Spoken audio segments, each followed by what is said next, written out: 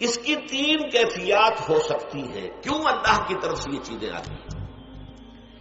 سب سے پہلی شے ہے، اب وہ جو آیات میں نے سنائی تھی وہ سن لیجیے پہلے ترجمہ.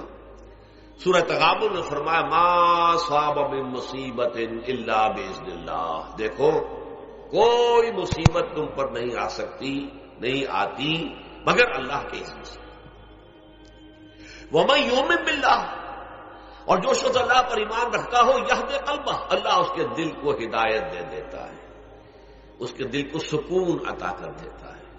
وہ راضی برضائے رب ہو جاتا ہے، اس میں شکوہ نہیں رہتا، اس میں شکایت نہیں ہوتی، اس میں تلخی نہیں ہوتی. کیوں ہو گیا، کیسے ہو گیا، کیوں ہو گیا، نہیں ہونا چاہیے، نہیں دیتے. یہ سارا جو پیچ آدمی کھاتا رہتا ہے نا اندر ہی اندر، وہ جو پیچ کھا رہا ہے یہ سب پیچ سے نجات نہیں گئی.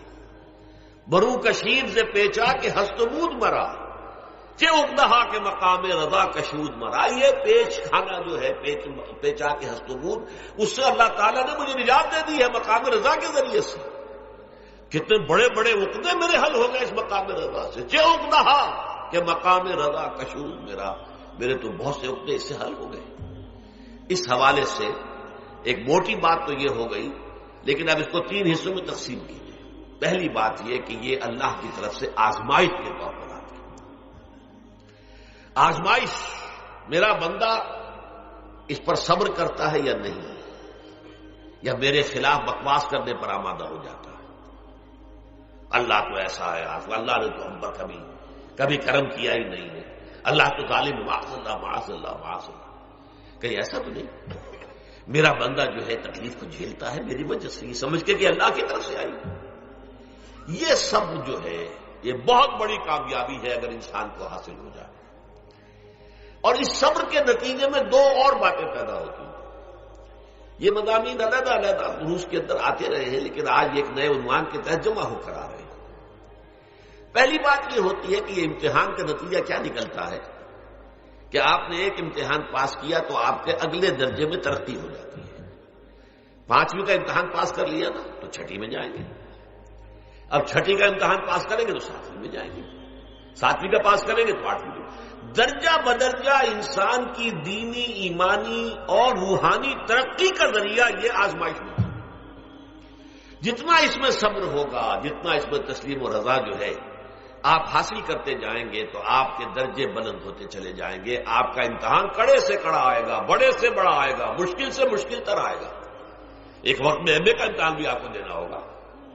ایک وقت ہو سکتا ہے پی ایچ ڈی کے لیے تھیسس آپ لکھیں، پھر اس کے اوپر جو ہے ٹیم بیٹھی ہوئی اور آپ سے وہ بحث کرے، جرا کرے آپ سے، وہ بھی کرنا ہوگا. لیکن یہ کہ اگر پرائمری ہی میں فیل ہو گئے تو اس کا سوال ہی پیدا نہیں ہوتا کہ کبھی آپ ایم اے کا یا پی ایچ ڈی کا تھیسس بھی لکھیں. اور اسی کو دوسرے انداز میں کہا گیا ہے قرآن مجید میں وَلَيُبْلِيَ الْمُؤْمِنِينَ مِنْهُ بَلَاءً حَسَنًا. اصل میں ابلا کہتے ہیں، بلا یبلو جو ہے عربی زبان میں آتا ہے آزمانا. خلق الموت والحیات لیبلوکم ایکم احسن عملا. یہی معنی ابتلا کے میں، ابتلا یبتلی آزمانا.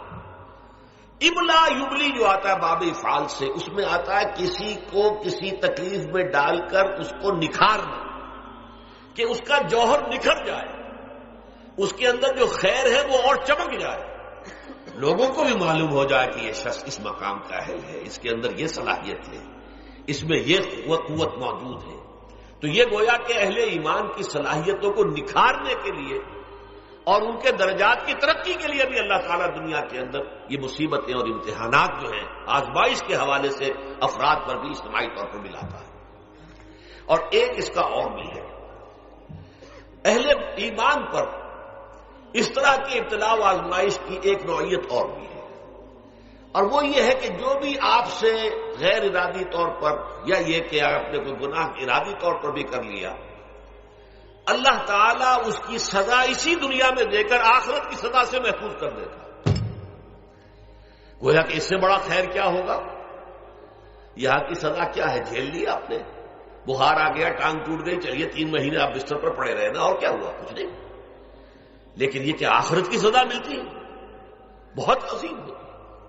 لہذا کفارہ بناتا ہے اللہ تعالیٰ گناہ، ان جو بھی گناہ ہو گئے ہیں، غلطیاں ہو گئی ہیں، ان کا کفارہ اللہ تعالیٰ بندہ مومن کے لیے، حضور کی ایک حدیث ہے، اس کا متن مجھے اس وقت یاد نہیں ہے، کہ مومن کا معاملہ عجیب ہے، اسے کوئی تکلیف پہنچتی ہے صبر کرتا ہے، وہ اس کے گناہوں کا کفارہ بن جاتا ہے، اور اگر کوئی خوبی ملتی ہے تو اللہ تعالیٰ کا شکر ادا کرتا ہے، اس کے درجات بلند ہو جاتے ہیں۔